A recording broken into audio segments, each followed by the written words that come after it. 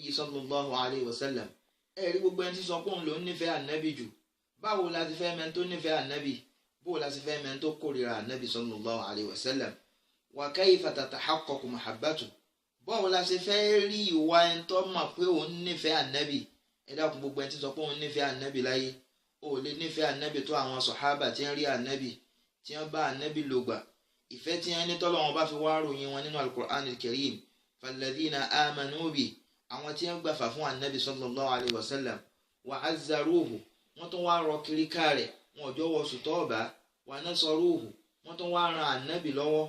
Wattaba'u an-nura alladhi unzila ma'ahu, wọ́n tún wá tẹ̀lé al-Qur'an tọ́lọ́run bá fi ránṣẹ́ sí ànábì sallallahu alayhi wa sallam.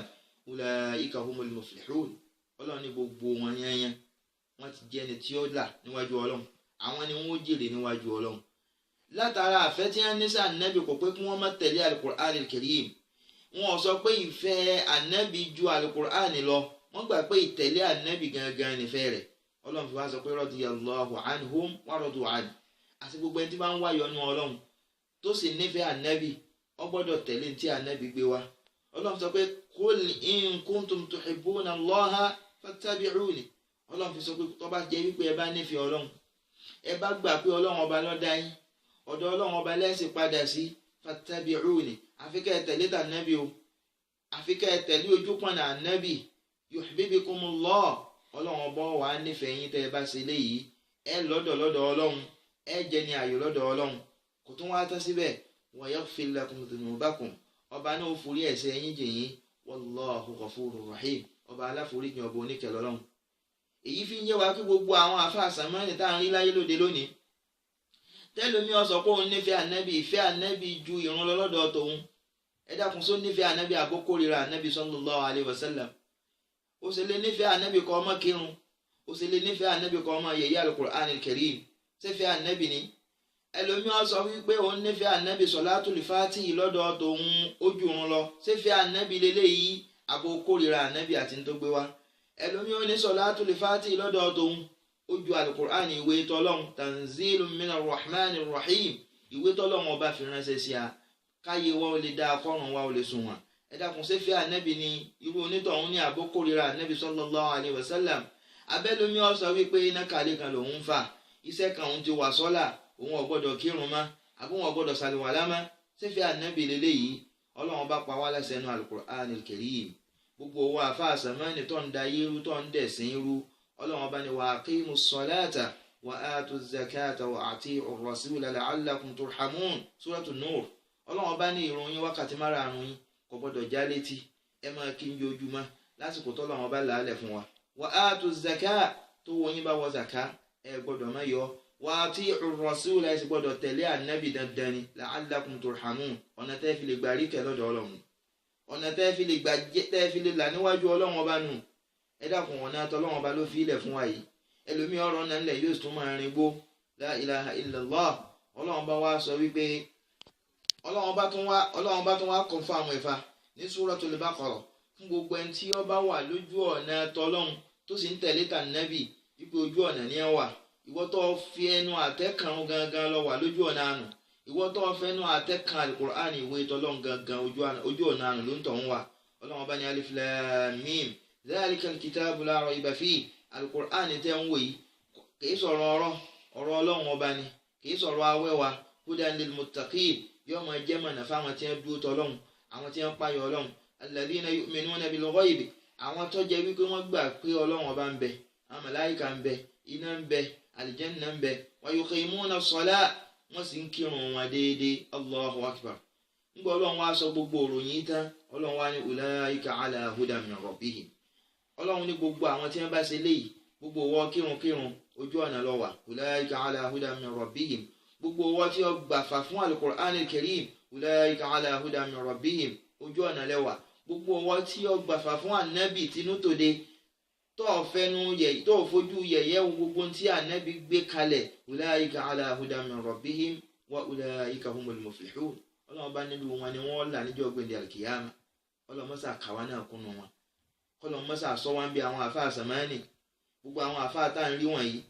Àṣẹ tọ́lọ́run ọba pánú al-Qur'an nípa àrùn yaqtadil wujub, dandan ni kí ni ó jẹ́ àmọ́ pé dandan ni wípé ọlọ́run ọba tó gbé kalẹ̀ wá fi ìyà tó tóbi preserve ẹ̀ padà kalẹ̀ fún ẹni tí ó bá ṣe tọ́lọ́run. ààyè méjì ní bẹ́ẹ̀ nù náà fún gbogbo ẹni tí ó bá kírun. ìwà àfáà tó ní àwọn tí ń kírun kò sí ládàá kankan bẹ́ẹ̀. ààyè méjì lọ́lọ́run ọba preserve fún ọ tó ọba fi ìrun lẹ̀ tó ọba kí.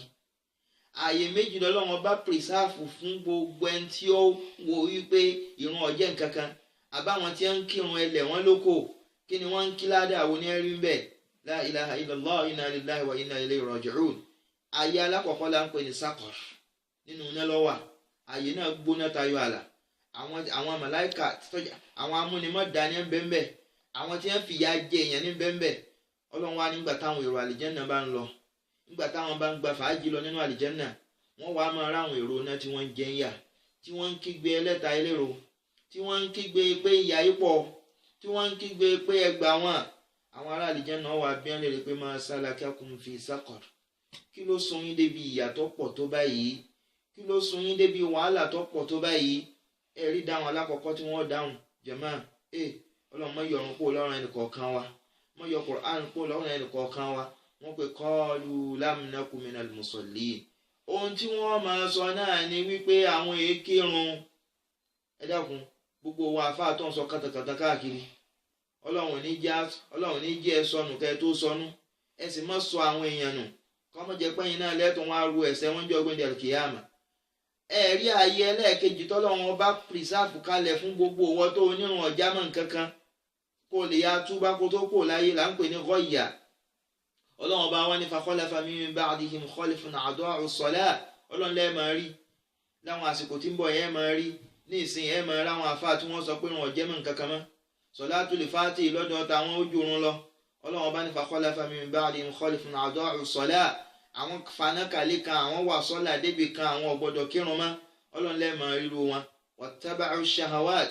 irú wọn bẹ́ẹ̀ wọ́n wá máa ṣe wá sí bó ṣe wù wọ́n. wọ́n máa yí ọ̀rọ̀ ọlọ́run bá bó ṣe wù wọ́n.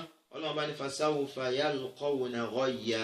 ọlọ́run bá ní tí wọ́n bá túbá tí wọ́n bá fi kú inú náà ghayya ni wọ́n ti bára wọn. nínú ààyè tó jẹ́ wípé àkekèé ń bẹ́ńbẹ́ ejò ń bẹ́ńbẹ́ gbogbo nǹkan olóró ní bẹ́ńbẹ́ ni wọ́n ti bára wọn. ọlọ́run mọ́sà sọ wá ń bi èyí. ànábì tó wá ló nífẹ̀ẹ́ sí lọ́wọ́ ń fẹnu àtẹ́ kan gbogbo ń tànà bí gbé kalẹ̀. ó nífẹ̀ẹ́ ànábì ní àbò kórìíra rẹ̀. ẹ jẹ́ ìjà gbọ́rọ̀ ànábì sallallahu alayhi wa sallam níbi àdìsí bàbá wa Abu Hurairah radiyallahu anhu. ọlá nàbì ní inna awwala ma yuhasabu bihi al-abdu yawma al-qiyamati min amalihi salatu. ànábì ní lẹ́yìn ìgbà tí wọ́n bá tú ìmánì rẹ̀ wò tán tó má tó pure tí ọ̀lẹ́jà ń bá kàn tí ọ̀lábà wọn nú tí èsè pórí wà nínú Islam ẹsẹ̀ wá ń ta ẹ̀kejì tí wọ́n tún tú wo nú àwọn ẹsẹ̀ tó ṣe jẹ̀mọ́ ìrun màá lákọ̀ọ́kọ́ tí wọ́n kọ́ tú wo. ànábì wa ní fa in salahat faqad aflaha wa anjah. ànábì ní tó bá dáa tí ìrun rẹ̀ bá pé tó dúó tọ́ irú ń tọ̀hún ti là níwájú Ọlọ́run irú ń tọ̀hún lẹni tí ó jèrè níwájú Ọlọ́run. ṣùgbọ́n tó bá jẹ́ dàkejì rẹ̀ wà tó bá ilé wa infasadat tó bá jẹ́ pé ìrun rẹ̀ ó ti dànù kó tó pò láyé ó ti kọ́ọ̀lẹ̀ ó ti fẹ̀mí kọ́ọ̀lẹ̀ olóòkírun mọ́ irú ń tọ̀hún faqad khasira wa khaba irú ń tọ̀hún ti kàgbákò níwájú Ọlọ́run ọ̀rọ̀ ń tọ̀hún ti bó ti níwájú Ọlọ́run ọ̀rọ̀ ń tọ̀hún ti dìyà níwájú Ọlọ́run. Ọlọ́run má kọ̀yà mẹ́ni kọ̀ọ̀kan wa jàmáà ẹ dákun ẹ jẹ́ àtàjì. gbogbo àwọn àfáà sàmánì tá à ń rí wọ̀nyí tí ń sọ̀sọ́kúsọ. al-Qur'an al-Karim tanzilun min ar-Rahman ar-Rahim tíra àtọ́lọ́hún ni.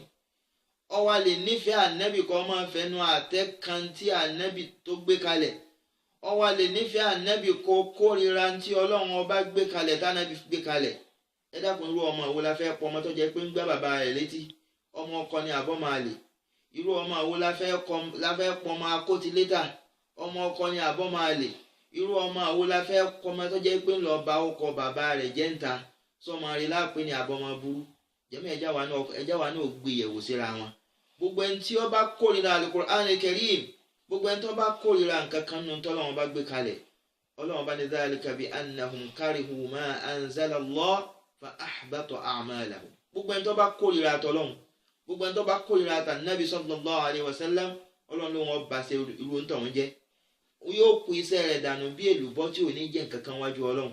Ọlọ́run wá ní walladhina yu'minuna bil akhirah.